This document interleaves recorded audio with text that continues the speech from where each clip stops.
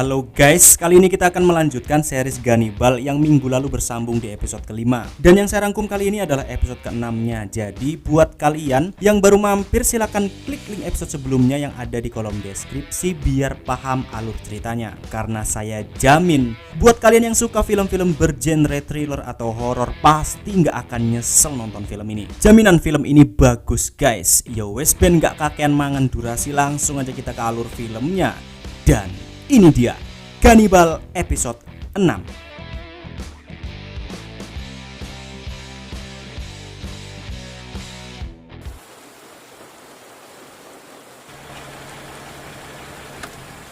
Episode ini dimulai dengan Daigo yang waktu lalu dihampiri oleh Kanako di hujan yang rintik-rintik tanpa ada satu orang pun yang mengetahuinya. Dan tujuan Kanako mendatangi Daigo malam itu memang untuk memberitahu semua kejadian dan kebenaran yang ada di desa Kuge perihal bayi-bayi mereka yang hilang, dimana Kanako mengatakan kalau bayi-bayi mereka memang benar diambil oleh Jin Goto.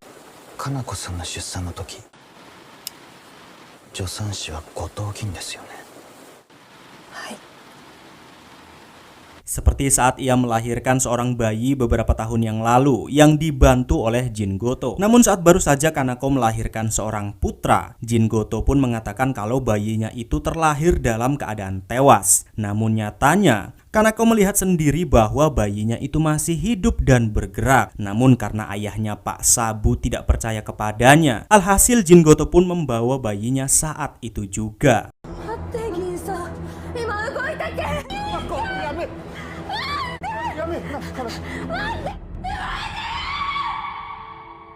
Namun ketika Kanako belum siap dengan semua ceritanya, tiba-tiba Yuki pun menelpon dan mengatakan kalau Pak Sabu dan seluruh penduduk desa sedang mencarinya karena tahu bahwa Kanako yang sedang bersama Daigo. Dan baru saja mereka sampai di rumah, tiba-tiba salah satu penduduk desa yang naudzubillah menjalik songongnya langsung menjambak Daigo dan mengira kalau Daigo tidak akan mampu melawannya. Namun karena Daigo sudah enak dengan para penduduk desa, ia pun memperlihatkan seluruh kemampuannya dan membuat si songong ini bertekuk lutut di hadapannya. Modiar kono. Anaseo.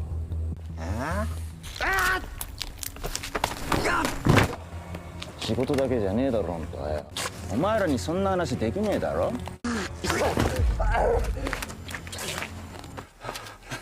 Iku de.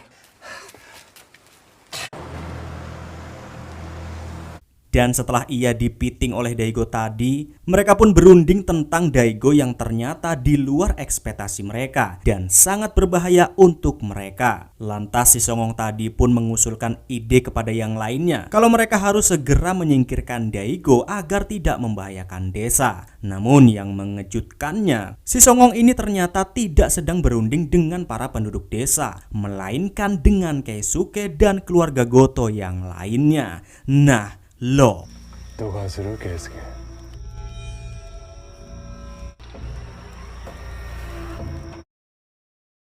Keesokan harinya saat Daigo sedang memikirkan semua teka-teki yang ada di desa Kuge, saat itu juga Keisuke pun mampir ke rumahnya untuk mengajak Daigo pergi berburu ke hutan dan hanya berdua. Dimana yang kita tahu kalau sebenarnya ini adalah rencana Keisuke untuk membunuh Daigo. Namun tanpa curiga sedikit pun, Daigo malah lantas ikut berburu dengan Keisuke dengan meninggalkan istri dan anaknya seorang diri di rumah. 支度するからちょっと待っててくれ。早く帰ってくるよね。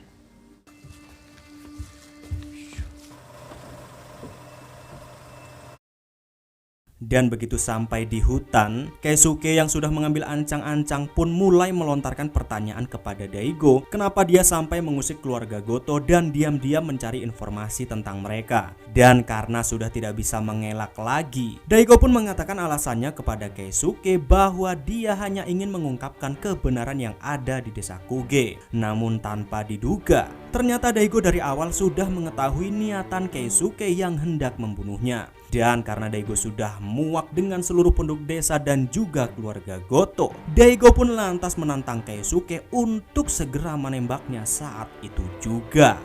Dan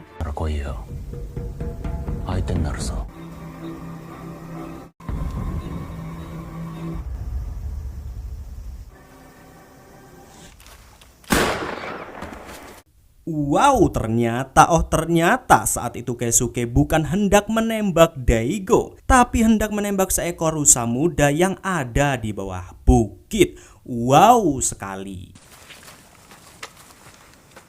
お前にも食わせてやる。どげな動物でもな。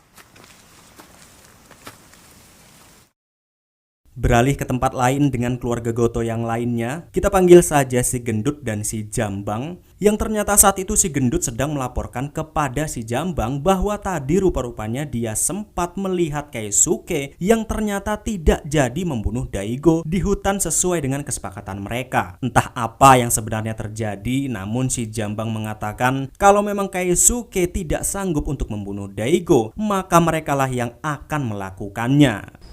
あいつは次期当主じゃけえな。今やるべきじゃろ。俺役はわしらじゃ。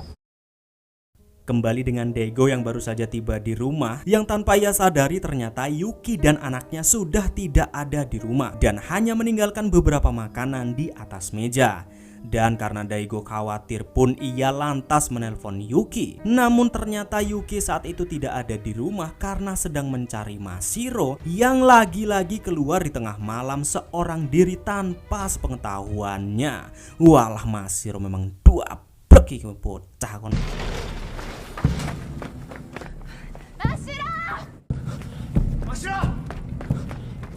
Dan karena sudah panik, Daigo pun lantas mencari Mashiro dari sudut desa ke sudut desa lainnya. Sedangkan Yuki meminta bantuan kepada Pak Sabu untuk mengerahkan seluruh penduduk desa untuk membantu mencari Mashiro. Namun karena Mashiro tidak kunjung ditemukan, Daigo yang mencurigai para warga desa pun mulai mengancam mereka dengan beringasnya, yaitu jika ada salah satu dari penduduk desa yang menculik anaknya Mashiro, maka Daigo akan memastikan dia tidak akan segan-segan untuk membunuh seluruh penduduk desa. この村の人間は誰も信用してねえよ。行こう。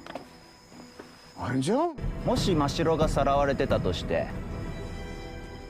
殺すぞ。ちょっと。 Namun ketika keadaan sudah semakin memanas, tiba-tiba salah satu penduduk desa pun menelpon Yuki dan mengatakan kalau mereka sudah menemukan Mashiro. Dan kalian tahu di mana? Ya, ternyata Mashiro pergi ke tengah hutan untuk bermain dengan salah satu anak dari penduduk desa. Dan katanya memang anak-anak di desa Kuge terbiasa bermain di tengah malam di hutan itu. Lah gemblung memang kok. Wong bocah cilik dolan nang tengah hutan kok diomong biasa. Walah empuh lah jan. いやいや、こっちこそ。この辺うちも小さい頃よう遊んだし、これからもまた気にせず遊んであげて。 Dan setelah Mashiro ditemukan, perdebatan kecil pun terjadi di antara Daigo dan Yuki. Alasannya tentu karena Daigo yang terlalu overthinking kepada penduduk desa dan dengan lantang mengancam mereka. Entah sebenarnya Yuki ini terlalu polos atau blow on atau gimana. Yang jelas walaupun Daigo sudah menceritakan tentang desa Kuge yang diduga adalah kanibal, Yuki pun masih tidak percaya dengan suaminya sendiri. Dan lantas mengatakan kalau Daigo itu terlalu egois, overthinking, gemblung dan hanya mementingkan dirinya sendiri. 異常に生き生きしてたもんね。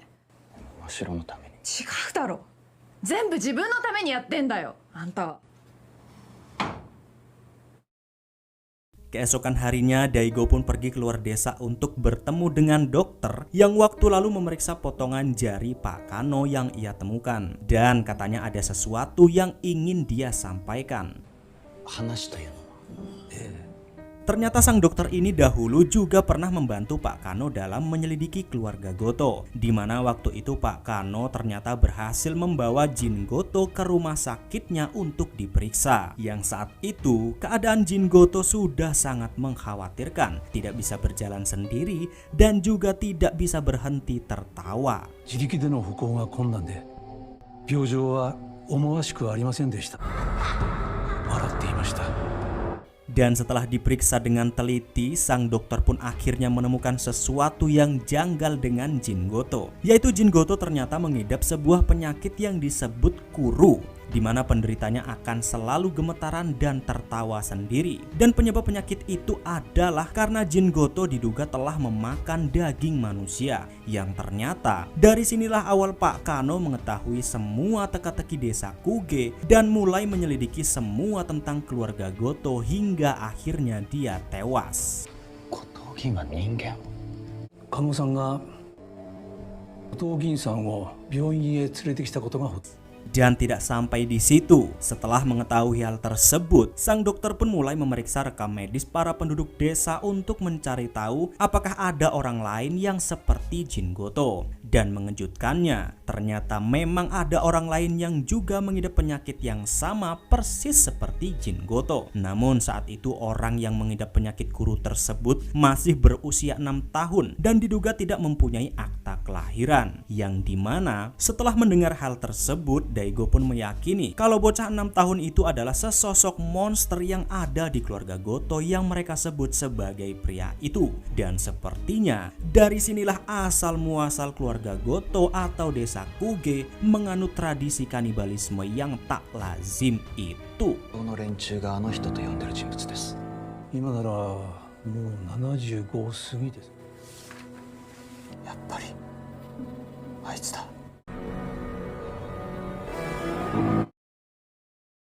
Malam harinya festival persembahan desa Kuge yang pertama pun dilakukan. Namun pada festival itu ternyata tidak ada sama sekali anak kecil yang ditumbalkan. Yang ternyata dari penuturan Kamiyama sendiri bahwa memang benar dahulu kala desa Kuge menumbalkan manusia sebagai persembahan mereka. Namun seiring berjalannya waktu, tradisi tak lazim itu pun dihentikan dan diganti dengan membakar sebuah jerami yang dibentuk persis seperti manusia. Entah perkataan Kamiyama itu benar atau tidak, yang jelas itulah yang sekarang ada di hadapan Daigo.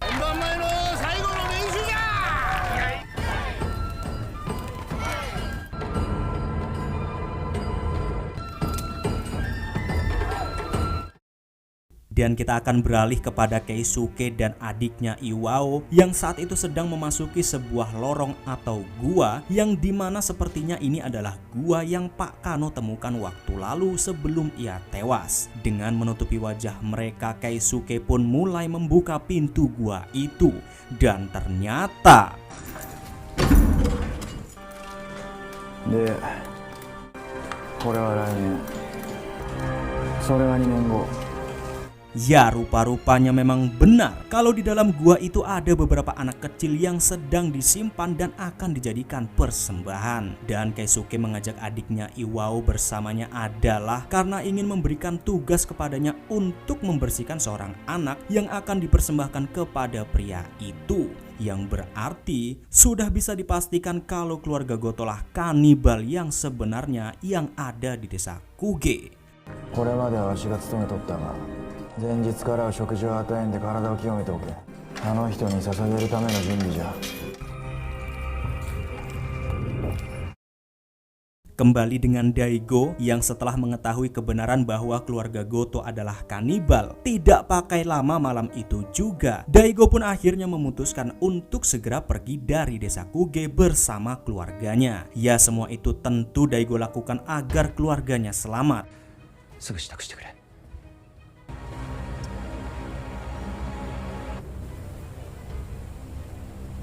Namun ternyata di tengah jalan rupa-rupanya ada seseorang yang mengetahui kalau Daigo hendak meninggalkan desa Kuge. Dan karena Daigo tidak ingin keluarganya celaka, ia pun lantas menginjak dalam-dalam pedal gasnya untuk menghindari kejaran penguntit itu.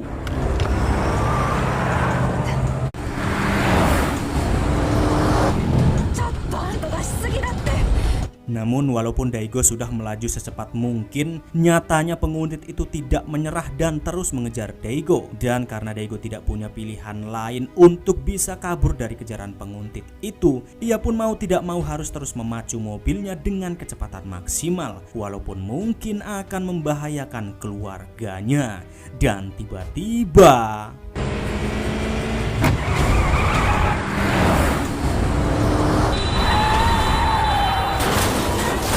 ya, beruntung saat itu ada teman Daigo yang melintas tepat di jalur penguntit itu yang akhirnya membuat mobilnya tergelincir.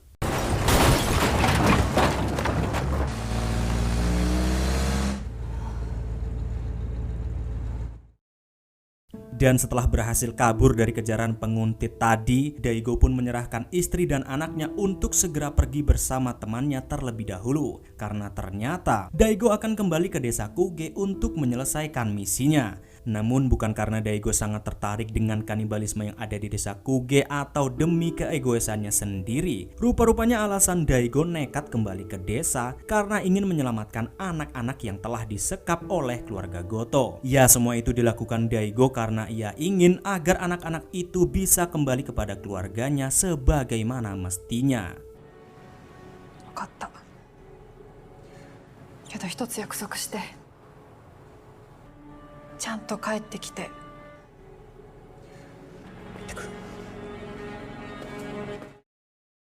Beralih dengan keluarga Goto yaitu Keisuke yang saat itu akan dilantik menjadi kepala keluarga klan Goto. Namun sebelum dilantik, tiba-tiba Sumire anak Pak Karno pun menelponnya. Dan kalian tahu kenapa Sumire menelpon Keisuke? Ya, ternyata Sumire mengatakan kalau dia telah hamil dan mengandung anaknya Keisuke yang sepertinya dahulu Keisuke dan Sumire pernah menjalin sebuah hubungan di antara mereka. Loh, 赤ちゃんできた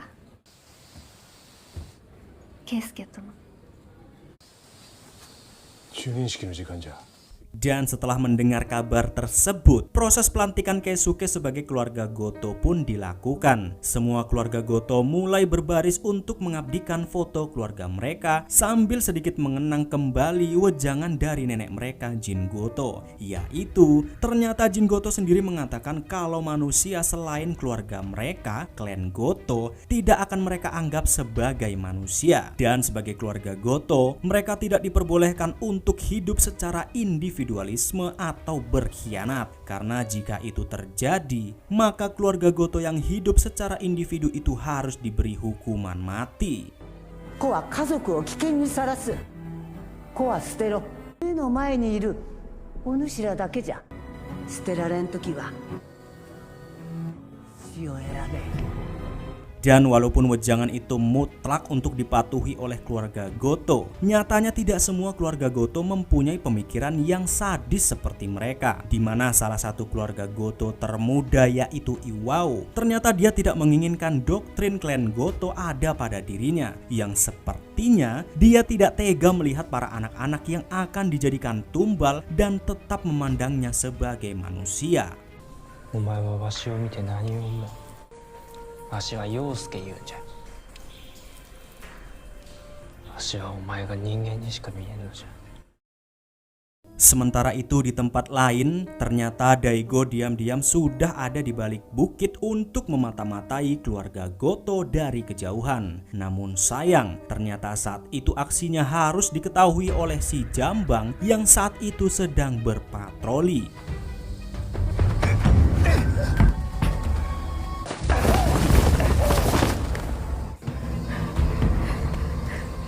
Dan setelah mengetahui Daigo yang diam-diam mematai mereka, si Jambang pun bertanya alasan Daigo masih terus mencari masalah dengan klan Goto. Yang dimana Daigo pun mengatakan kalau dia sudah mengetahui semua teka-teki yang ada di desa Kuge berkat seorang pengkhianat dari keluarga mereka yang memberitahukan semuanya kepada Daigo. Entah perkataan Daigo itu benar atau tidak, yang jelas perkataannya itu membuat si Jambang semakin marah dan langsung menghajar Daigo habis-habisan. Dan 誰からの密告じゃ。お前の近くにいるやつだろ。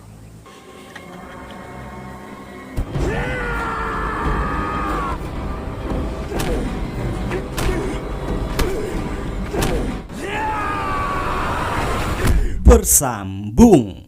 Itu dia episode ke-6 dari series Ganibal guys. Gimana? Nanggung kan? Ya memang bener, tapi mau gimana lagi? Memang episode minggu ini cuman sampai di situ guys. Dan kita harus nunggu lagi minggu depan untuk episode selanjutnya. Karena memang satu minggu itu cuma satu episode yang rilis guys. Jadi buat kalian yang masih penasaran sama seperti saya, Saya kasih tahu dulu kalau besok adalah episode terakhir dari series Gannibal ini, dimana kita akan benar-benar tahu siapakah sebenarnya dalang dibalik kanibalisme yang ada di desa Kuge. Dan apakah Daigo masih bisa selamat dari jambang tadi, karena terlihat di saat-saat terakhirnya Daigo malah harus dihantam batu oleh si jambang. Jadi apakah Daigo bisa menuntaskan misteri di desa Kuge? Mari kita simak di episode selanjutnya minggu depan. Oke, segitu aja dulu rangkuman kita kali ini. Sampai jumpa di episode selanjutnya. Campur film undur diri dan ciao.